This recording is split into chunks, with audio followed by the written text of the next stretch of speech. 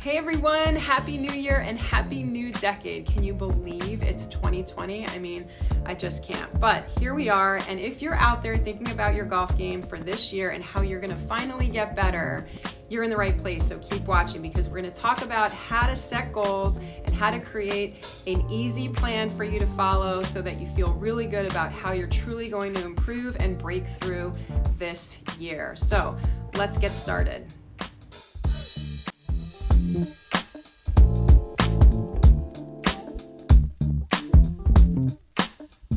Okay, so it's really important when you're thinking about your goals to be a little bit more objective and not too emotional. So we're going to take off our golfer hat and we're going to put on our business hat, and I'm going to teach you how to do a SWOT analysis for your golf game. What the heck is a SWOT analysis? Well, it's a system that we can use for business planning that we can apply to our golf game. Very simple. You want to figure out what your strengths, weaknesses, opportunities, and threats are. And this will really give you a clear picture as to where your game currently is and where it can get better and grow and where you can meet your goals. A lot of my students think they know where their strengths and weaknesses are, but when I go out and watch them play or look at scorecards, I have a slightly different picture of their golf game. So it's a really great idea to look to a stats program to help you truly analyze your game better. That way there's no emotion and it really just gives you the facts. How many fairways are you hitting? What are your putts for the round? Did you 3-putt a lot? Are you missing a lot of short putts?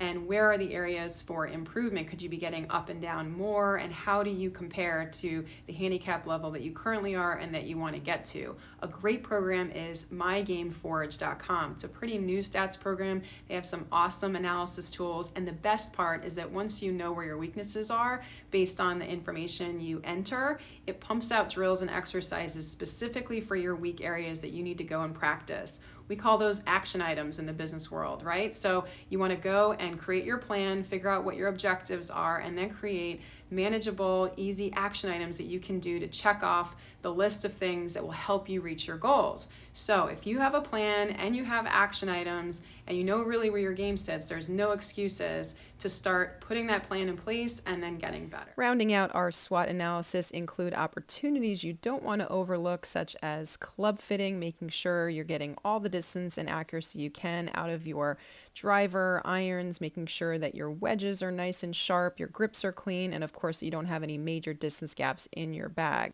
Improving your golf IQ so that you understand ball flight laws, you understand your own golf swing better is really helpful when you're practicing on your own and you're trying to self-diagnose. So taking some time for some continuing education is always a great idea.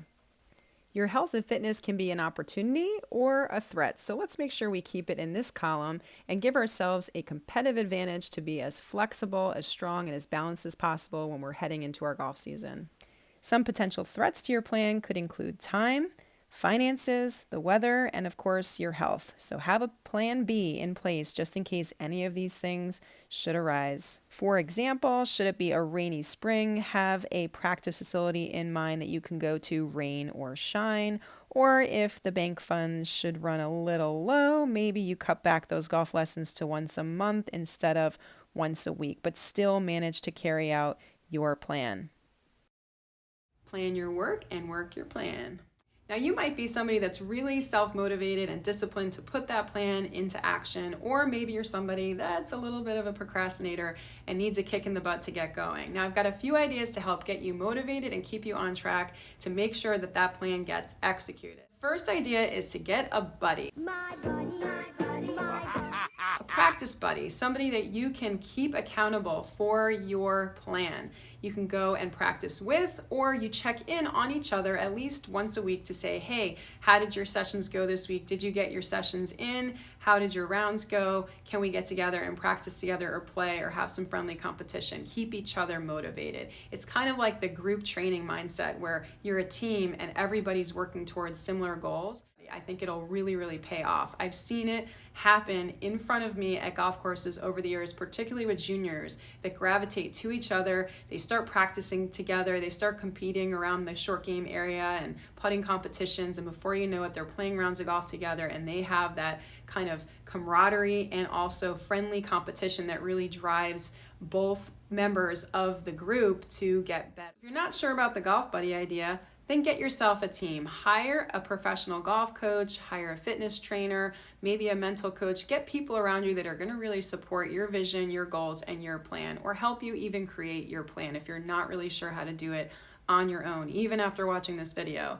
So if that's the case, it's okay. Remember, in business, we create flow charts. We give people jobs in business to make sure that they're reporting to someone else and they're being held accountable for their tasks. And everybody has a specific role of what their expertise is in so that things can get done efficiently and correctly. So hire those people that have expertise in these different areas. You're not alone. There's a lot of resources out there, and I promise that will definitely be a way that you'll be able to reach your goals and stay on track with your plan. Now, if you're a procrastinator, it's okay. There's many of us out there. What are you waiting for? What am I waiting for? What am I waiting for? Give yourself something that you're working towards, like a deadline. For example, if you're a new golfer, it just might be really making sure that you set up a couple of tee times a month or two from now, and that's what you're working towards. And you're not going to back out because you've already invited the people that you're going to play with. Maybe you sign up for a local tournament at your golf course, a league that you want to play in, or maybe a much more competitive event like a qualifier for a US Open if you're at that higher level.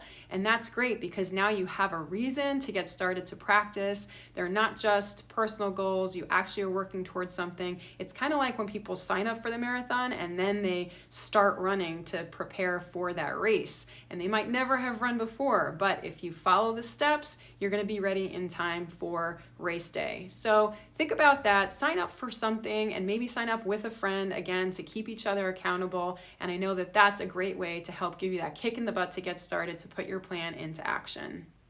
The journey of 1,000 miles starts with a single step. So what's your first step going to be, and when? Once you figure it out and you find that calendar date, I want you to look at that week and carve out at least 3 to 4 times that week that you can get your plan into action. What you talking about? It's really important to up the frequency of those practice sessions right in the beginning, just to get you over the hump of what a new routine feels like. If you go only once and then you wait a week or two to go the next time to practice, you're not going to feel as motivated. Here's an example of a really well-rounded practice routine that should take you about an hour to complete.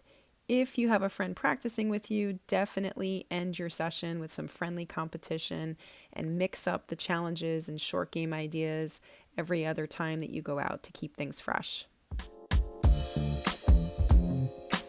For watching, click on the link below and up here for other videos that will help give you ideas for practicing for your short game, full swing drills, things that might be related to your SWOT analysis and what you figured out from watching today's video. Best of luck, guys. Just do it. I'm watching you.